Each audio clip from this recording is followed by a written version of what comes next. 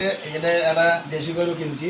তো দেশি গরুকে আমরা হচ্ছে এই যে ক্যাটাফস গ্রুপের অ্যামাইনো ভেট গ্রুপের একটা ওষুধ পুশ করব। এই যে আমরা এখন এখানে পুশ করব। এই যে এখানে আমরা ক্যামেরা দেখতে দেখাই এই যে এই জায়গাটাতে আমরা পুশ করব। এই যে এভাবে দেব।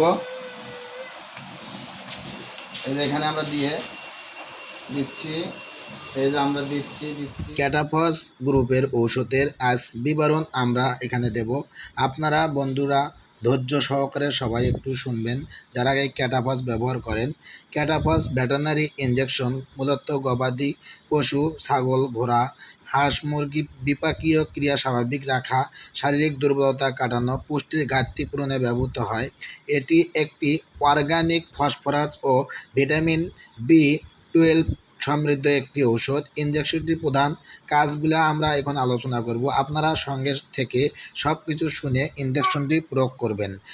খাবারের রুচি বৃদ্ধি ও হজম শক্তি উন্নয়নের জন্য দানাদার খাবার এবং কাঁচা ঘাস খাওয়ার রুচি বাড়িয়ে দেয়।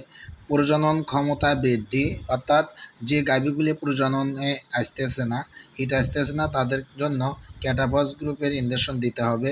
দুধ ডিম বাড়াতেও বৃদ্ধি করা যায়, ক্যাটাফস ব্যবহার করা যায়। গাভীর দুধের পরিমাণ বৃদ্ধিতে এইগুলা ব্যবহার করা যায়। শারীরিক দুর্বলতা এবং রক্তস্বল্পতা দূর করা যায় ক্যাটাফস ইনজেকশনের মাধ্যমে। প্রস্রাবকালীন জটিলতা প্রতিরোধ করতে বাছুর প্রস্রাবের আগে ব্যবহৃত করলে সব কিছু ঠিকঠাক মতো হয়ে যাবে। তাই আপনারা ক্যাটাফস ব্যবহার করবেন অবশ্যই।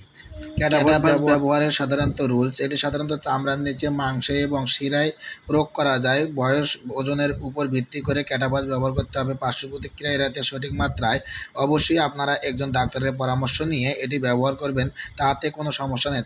আপনারা সবাই ভালো থাকবেন, সঙ্গী থাকুন।